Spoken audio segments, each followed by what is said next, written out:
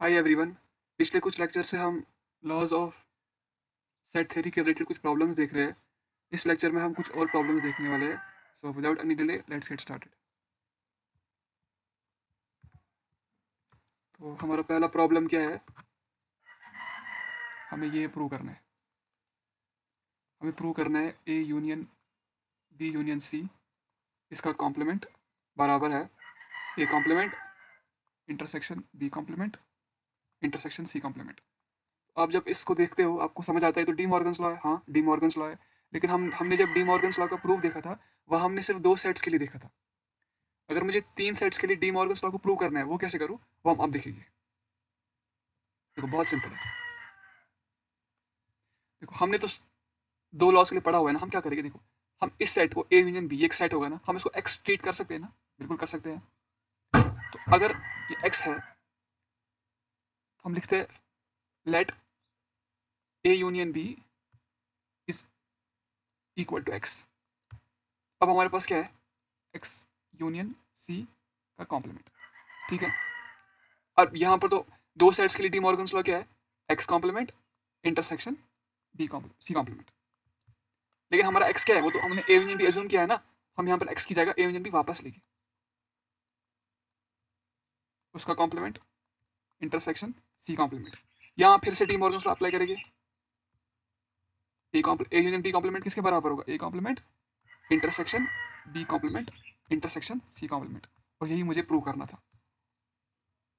तो मैंने यहाँ पर अज्यूम ए यूनियन बी को किया है, आप बी यूनियन सी को भी अज्यूम कर सकते हो, तब भी ये प्रूव हो जाएगा।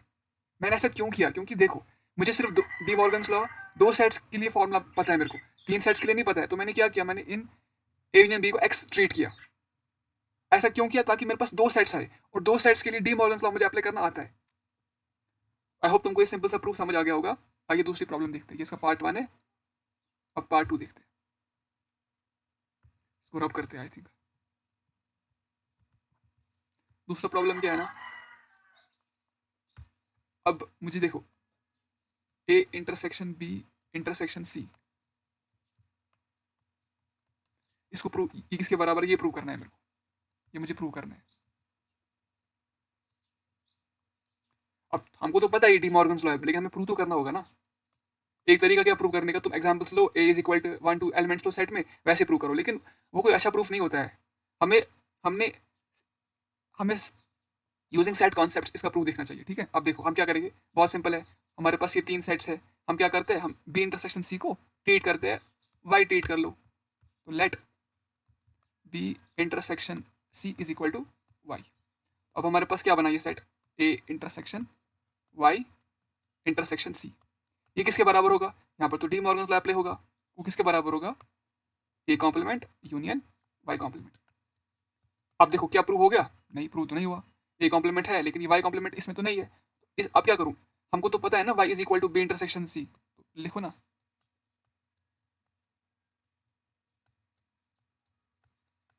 अब देखो यहां पर फिर से हम डी मॉर्गन्स लॉ अप्लाई करें,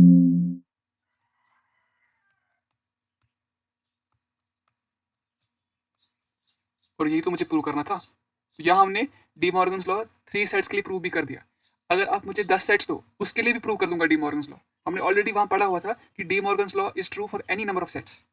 ठीक है, तब कैसे करोगे थोड़ा आइडिया देता हूँ मैं आपको। देखो अगर मुझे प्रूव करना होगा, देखो अगर मुझे प्रूव करना है A intersection B intersection C intersection D, इसको मुझे प्रूव करना है, इसका कॉम्प्लीमेंट बराबर किसका होगा, A complement union B complement union C complement union D complement. लेकिन अगर प्रूव करने को बोलूँ कैसे करोगे, हम क्या करेंगे ना, हम ए इंटरसेक्शन बी को मानेंगे एक्स, सी इंटरसेक्शन डी को वाई मानेंगे, फिर डी मॉर्गन्स लॉ अप्लाई करेंगे, फिर हमें कुछ सेट्स मिलेंगे, उसके बाद हम क्या करेंगे, फिर से अप्लाई करेंगे डी मॉर्गन्स लॉ।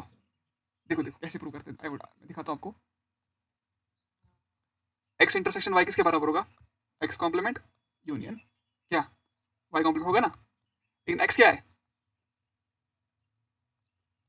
वो तो ये है ना, और वाई क्या है तुम्हारा, सी इंटरसेक्शन डी। अब फिर से अप्लाई करोगे De Morgan's law, A complement union B complement union C complement union D complement, तो हो गया ना प्रूव। ठीक है, पांच सेट्स के लिए भी कर सकते हो। देखो हमें पहले में ऑलरेडी पढ़ा हुआ है प्रूफ इंपॉर्टेंट नहीं लॉज का, आइडिया होना चाहिए प्रूफ का, लेकिन आपको इन लॉज को मेमोराइज करना और इनकी इंप्लीमेंटेशन वो जरूरी है, वो आना चाहिए। अगर वो ही नहीं आ रहा है फिर क्या फायदा प्रूफ का। चलिए आगे देखते, नेक्स्ट प्रॉब्लम देखते हैं। चलो अब मुझे प्रूव करना है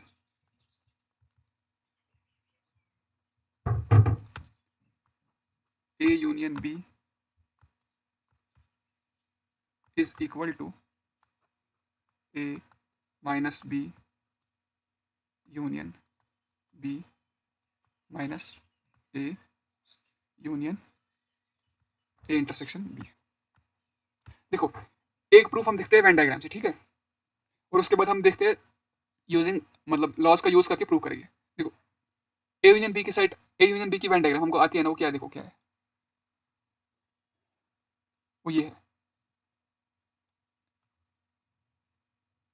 ये तुम्हारा यू रहा, ये तुम्हारा ए रहा, ये तुम्हारा बी रहा, ये सेट। ए यूनियन बी की वेन डायग्राम ड्रॉ करो सर, ऐसे ड्रॉ करूंगा ना मैं,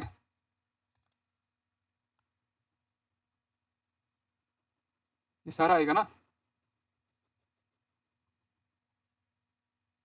और ये भी आएगा,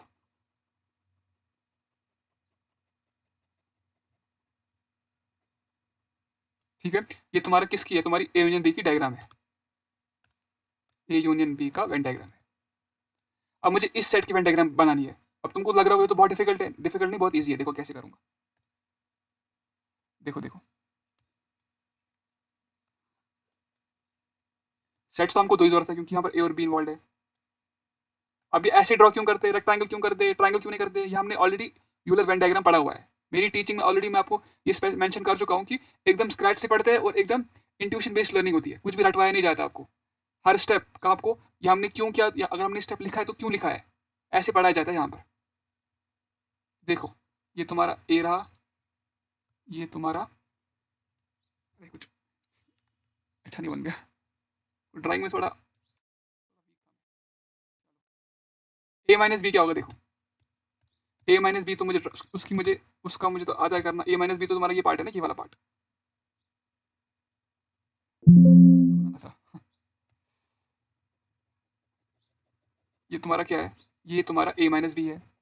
ए माइनस बी क्या होता है, हर वो एलिमेंट आता है ए का जो बी में नहीं है। अगर कोई एलिमेंट ए में था और बी में भी था, ए माइनस बी में नहीं होगा, और अगर कोई एलिमेंट ए में नहीं था, ए माइनस बी में भी नहीं होगा वो। अब देखो बी माइनस ए क्या होगा, बी माइनस ए होगा ना, बी माइनस ए, हाँ ये तुम्हारा बी माइनस ए रहा।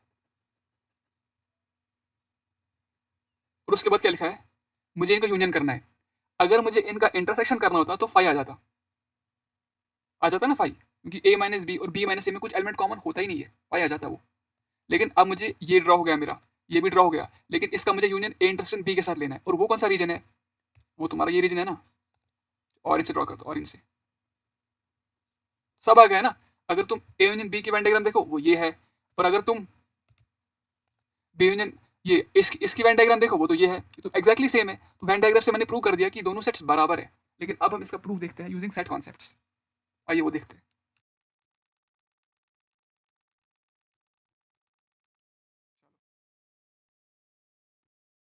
हमारे पास ये, हमें इस सेट को, ये हमारा आरएचएस है ना, हम क्या करेंगे आरएचएस को प्रूव करके लेफ्ट हैंड साइड पे। क्यों, क्योंकि देखो आरएचएस मतलब एक बड़ा एक्सप्रेशन है, इसको सिंपलीफाई करके ये प्रूव करना आसान है, लेकिन यहां से ये प्रूव करना उतना उतना आसान नहीं है।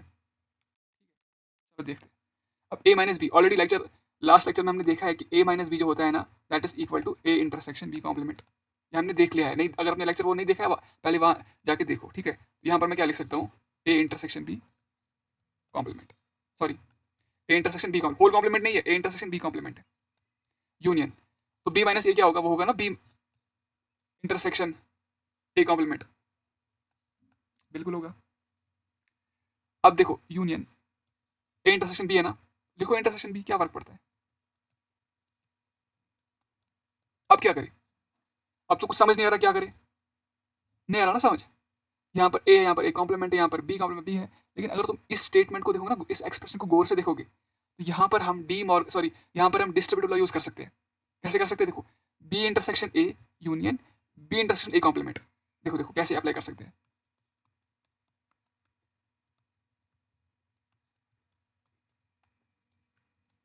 यहाँ पर मैं लिख सकता हूँ ना, इसको ऐसे लिखा, इसको हमने ऐसे लिखा।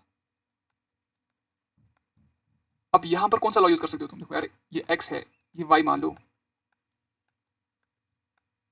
ये मान लो तुम, ये बराबर होगा ना इसके x intersection y, y union ये के बराबर होगा ना, होगा कि नहीं? अरे इसको खोलो तुम, क्या आएगा? x इंटरसेक्शन y वो ये है, x यूनियन वो ये है, x इंटरसेक्शन a वो ये है।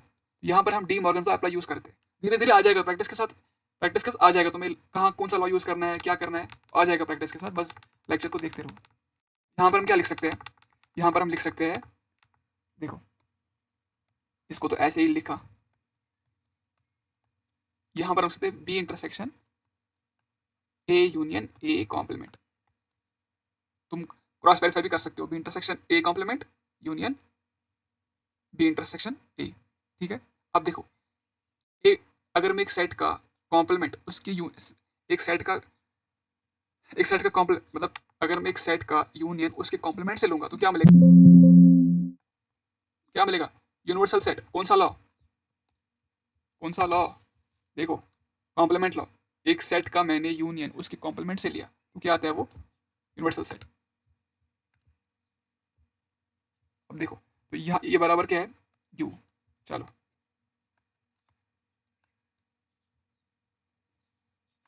इसको ऐसे लिखा, बी इंटरसेक्शन यू। अब क्या करें? अब देखो इसको देख के क्या समझ आता है, यहाँ पर मैं आइडेंटिटी लॉ यूज कर सकता हूँ। एक सेट का अगर तुमने इंटरसेक्शन यूनिवर्सल सेट के साथ लिया तुमको वापस वो सेट मिलेगा बी, तो यहाँ पर क्या लिख सकते हैं? देखो, A intersection B complement union B. ठीक है, अब क्या करें? अब समझ आता है कि हमने जो ऑलरेडी पढ़ा हुआ है ना distributive law, intersection is distributive over union, और यूनियन भी डिस्ट्रीब्यूटिव होता है इंटरसेक्शन पे। यहां पर अप्लाई कर सकते हैं ना, वो करो ना।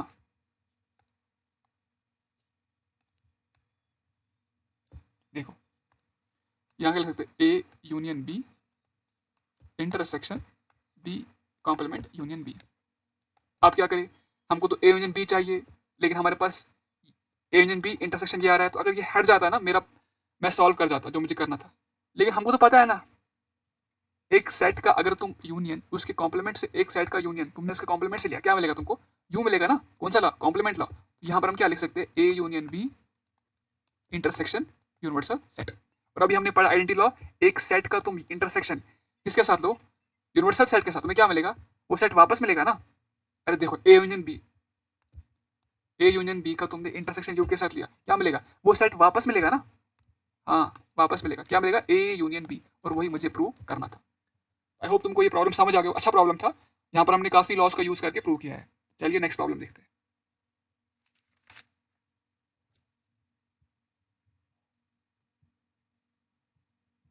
पहले बोर्ड को रब करते हैं और अपना नेक्स्ट प्रॉब्लम स्टार्ट करते हैं। नेक्स्ट प्रॉब्लम क्या है ना, देखो मुझे प्रूव क्या करना है? जो A complement minus B complement it's equal to B minus C. और ये दूसरा क्या है? मुझे प्रूव करना है B complement minus A complement बराबर होता है ए माइनस बी की। इनको याद करने की जरूरत नहीं है, बस आपको इनको प्रूव करना आना चाहिए। आपको सेट्स कॉन्सेप्ट्स का यूज करके इनको सिंप्लीफाई करना आना चाहिए, वो आना चाहिए। मेमोराइज किया तो अच्छी बात है, लेकिन जरूरत नहीं है। चलिए आगे। कितना याद करोगे? इतनी फॉर्मुलाज है, कितना याद करोगे? लेकिन अगर तुम अपने प्रूफ को समझे, आपको कॉन्सेप्ट अच्छी तरह आता है, आपको मेमोराइज करने की जरूरत नहीं पड़ेगी। चलो अब इसको मैं प्रूव करूंगा दो तरीकों से। पहला मेथड प्रूव को देखो। पहला क्या? देखो, हमें इस सेट को प्रूव कर, इस ये सेट इसके बराबर है, ऑलरेडी हमने पढ़ा हुआ है। अगर मुझे प्रूव करना होता है ए इज इक्वल टू बी, कैसे करता हूँ मैं? मुझे प्रूव करना है ए बी का सबसेट है एंड बी ए का सबसेट है। जब मैं ये दोनों चीज प्रूव कर पाया, A is equal to B conclude कर दूंगा। आइए वो देखते हैं। पहले हम प्रूव करेंगे ये वाला सेट इसका सबसेट है। हमने एक आर्बिट्री एलिमेंट अज्यूम किया इस सेट में है। अगर मैं ये प्रूव कर पाया ये आर्बिट्री एलिमेंट इस सेट में भी है, तो ये वाला सेट इसका सबसेट हो जाएगा। अभी क्या करें? हम यहाँ क्या करें? हमने ऑलरेडी पढ़ा हुआ है ना, ए माइनस बी क्या होता है? अगर एक आर्बिट्री एलिमेंट ए माइनस बी में है मतलब क्या है, वो एलिमेंट ए में है लेकिन बी में नहीं है। ये पढ़ा है हमने। चलो तो यहाँ पर क्या लिखूंगा, अगर एक arbitrary element A complement minus B complement में है, मतलब वो आर्बिट्री एलिमेंट ए कॉम्प्लीमेंट में होगा लेकिन वो आर्बिट्री एलिमेंट बी कॉम्प्लीमेंट में नहीं होगा। ठीक है, अब अगर एक आर्बिट्री एलिमेंट ए कॉम्प्लीमेंट में है, इसका मतलब क्या है, ए में नहीं होगा ना वो। ये पढ़ा है हमने ऑलरेडी। अगर हमारे पास यू एक यूनिवर्सल सेट है, मान लो उसमें एलिमेंट्स 1 से लेके ये हमारे पास एन है, नेचुरल नंबर का सेट है। ए था हमारे पास, देखो ए हमारे पास क्या है 3 4। ए कॉम्प्लीमेंट देखो क्या आएगा 1 2 5। अब मुझे बोलो क्या 5 बिलोंग करते हैं कॉम्प्लीमेंट में? करता है ना, लेकिन क्या 5 ए में है? 5 ए में नहीं है। इसी तरह देखो, अगर एक आर्बिटर एलिमेंट 3 ए कॉम्प्लीमेंट में नहीं है ना, वो ए कॉम्प्लीमेंट में नहीं है, तो क्या वो ए में होगा? बिल्कुल होगा। देखो इसी तरह एक आर्बिट्री एलिमेंट ए कॉम्प्लीमेंट में है, ए में नहीं होगा वो, क्योंकि ए कॉम्प्लीमेंट क्या होता है, उस सेट को तुम यूनिवर्सल सेट से रिमूव करो, डिफरेंस देखो। ठीक है, चलो अब अगर एक आर्बिट्री एक्स बी कॉम्प्लीमेंट में नहीं है, तो मतलब बी में होगा ना वो। सॉरी यहाँ पर ये आएगा। ठीक है, अब देखो एक आर्बिट्री एक्स ए में नहीं है बी में है, मतलब क्या है इसका, बी माइनस ए में होगा ना वो। बिल्कुल होगा। वो अब मैंने प्रूव कर दिया कि A complement minus B complement ये किसका सबसेट है, बी माइनस ए का। अभी अभी पूरा जॉब खत्म नहीं हुआ, 50% जॉब हो गया। सिर्फ सिर्फ मैंने ये प्रूव किया कि ये वाला सेट इसका सबसेट है। अब मुझे प्रूव करना है कि ये वाला सेट ये इसका सबसेट है, तभी मैं इक्वल प्रूव कर सकता हूँ। वो देखते चलो।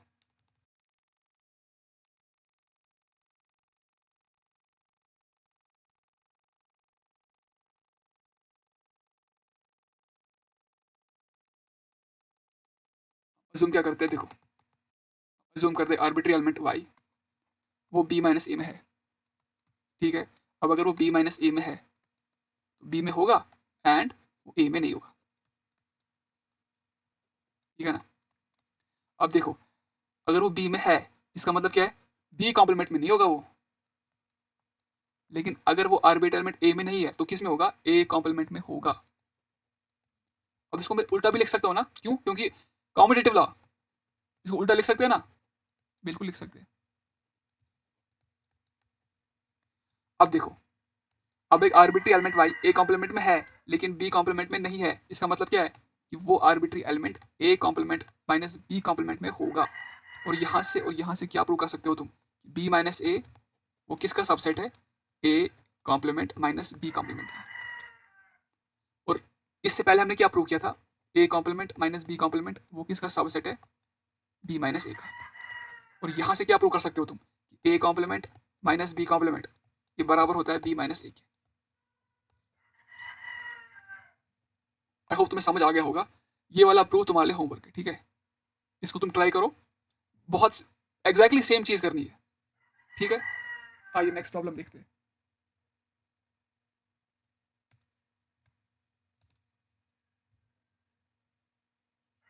नेक्स्ट प्रॉब्लम क्या है, देखो हमें कहा जा रहा है अगर ए कॉम्प्लीमेंट यूनियन बी ये बराबर है यू के, तो मुझे शो करना है क्या, ए बी का सबसेट।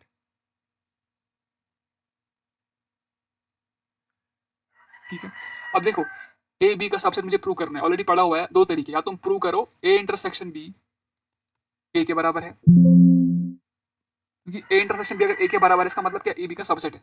बहुत सिंपल है यार, देखो दिखाता हूँ।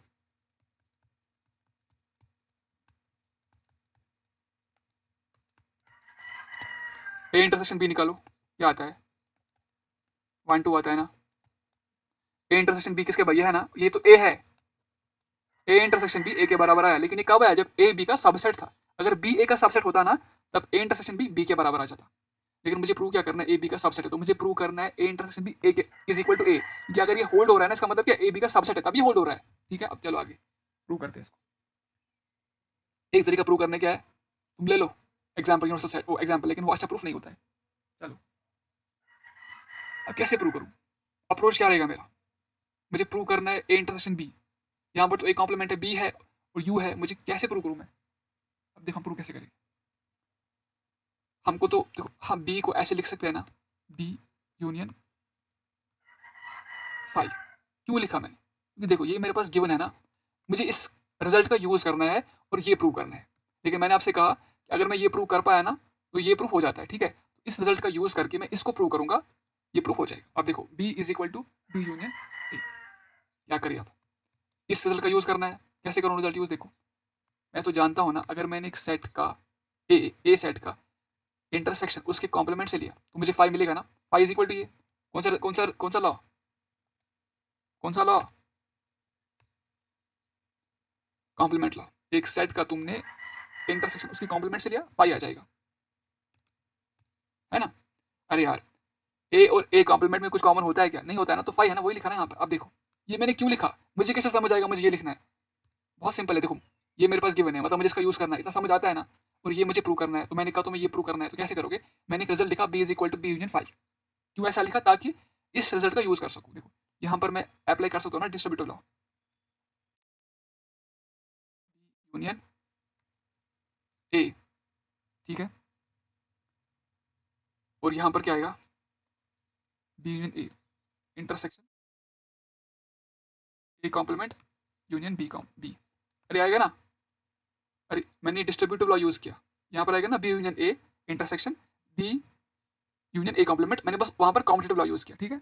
अब देखो ये तो तुम्हारा यूनिवर्सल सेट है, ये तुम्हारे पास यूनिवर्सल सेट है। और अगर तुमने यूनिवर्सल सेट का इंटरसेक्शन देखा किसी सेट के साथ, तुम्हें क्या मिलेगा? वापस मिलेगा वो सेट। अभी किसके बराबर है? बी के। लेकिन मुझे प्रूव क्या करना था? ए इंटरसेक्शन बी ए के बराबर है, लेकिन प्रूव क्या किया? अब देखो ए सबसेट बी है ना, या तुम ये प्रूव करो या तुम यही प्रूव कर। अगर तुमने ए यूनियन बी प्रूव किया ना बी के बराबर है, तो यहां से भी हम करते हैं कंक्लूड ए बी का सबसेट है। अरे देखो यार यहाँ पर तुम ए यूनियन बी निकालो, क्या आएगा? ए यूनियन बी आएगा ना बराबर 1 2 3 के। तो ये तुम्हारा, ये तो बी है, ये कब आया बी के बराबर? जब ए बी का सबसेट है। जब देखो जब हमने ऑलरेडी पढ़ा हुआ, जब ए बी का सबसेट होता है ना, अगर मैंने ए इंटरसेक्शन बी निकाला ना तो वो ए के बराबर आ जाएगा। A union B find out किया ना तो वो बी के बराबर आ जाएगा। अगर मुझे प्रूव करना है ना ए बी का सबसेट है, तुम्हारे पास दो आई वुड से वेज है। या तुम प्रूव करो ए इंटरसेक्शन बी ए के बराबर है तो प्रूव हो जाएगा ये वाला रिजल्ट, या तुम प्रूव करो ए यूनियन बी बी के बराबर है तब भी प्रूव हो जाएगा रिजल्ट। अगर B is equal to A union B मतलब क्या है इसका? ए बी का सबसेट है। आई होप तुमको आज का लेक्चर तुमने बहुत एंजॉय किया होगा, क्योंकि मैंने भी बहुत एंजॉय किया है। और तुम्हें समझ सब कुछ आ गया होगा। हमने एकदम इंट्यूशन बेस्ड एकदम स्क्रैच से समझा चीज़ों को, लॉस का यूज़ किया, कुछ भी रटवाया नहीं जाएगा यहाँ पर, ठीक है। अभी एज मैंने ऑलरेडी आपको पहले ही बोल चुका हूँ कि हमें बहुत सारे क्वेश्चंस देखने हैं इस लॉज ऑफ सेट थ्योरी में। तो इस लेक्चर के लिए इतना ही रखते हैं, नेक्स्ट लेक्चर में कुछ और इंटरेस्टिंग प्रॉब्लम्स देखते हैं। Thank you for the lecture.